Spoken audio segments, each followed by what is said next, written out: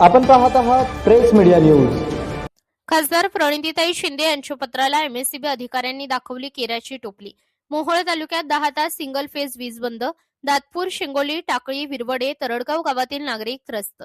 मोहोळ तालुक्यातील दातपूर, शिंगोली, टाकळी, विरवडे व तरडगाव या गावांमध्ये सध्या दररोज तब्बल 10 तास सिंगल फेज वीज पुरवठा बंद ठेवला जात असल्याने नागरिकांना मोठ्या प्रमाणात त्रास सहन करावा लागत आहे। विशेष म्हणजे दिवसा किंवा रात्री कोणतीही निश्चित वेळ न ठेवता वीज पुरवठा खंडित केला जात असल्याची तक्रार ग्रामस्थांनी केली आहे। उन्हाळ्याचे दिवस सुरू असल्यामुळे उष्णतेमुळे नागरिक हैराण झाले आहेत। सध्या विद्यार्थ्यांच्या परीक्षा सुरू असून वीज नसल्यामुळे विद्यार्थ्यांना अभ्यास करण्यास मोठ्या अडचणी निर्माण होत आहेत। तसेच अनेक घरांमध्ये लहान मुले, आजारी व्यक्ती आणि गरोदर महिलांना उकाड्यामुळे मोठा त्रास सहन करावा लागत असल्याची भावना ग्रामस्थांनी व्यक्त केली आहे।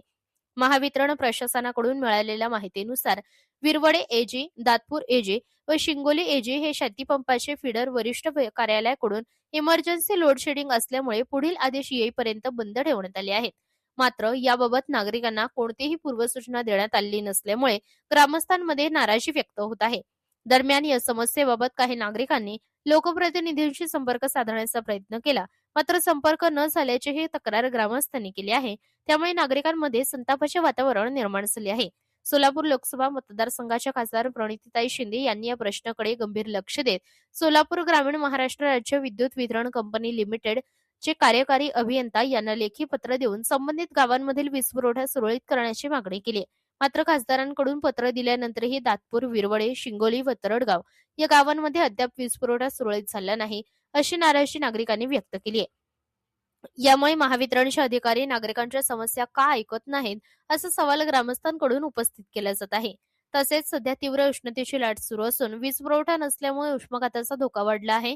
जर उष्माघातामुळे एखाद्या नागरिकाच्या आरोग्यावर परिणाम झाला किंवा काही अनिष्ट घटना घडली तर त्यास महावितरणचे संबंधित अधिकारी तसेच मोहोळ तालुक्यातील राजकीय लोकप्रतिनिधी जबाबदार राहतील, असा इशाराही नागरिकांकडून देण्यात आलाय।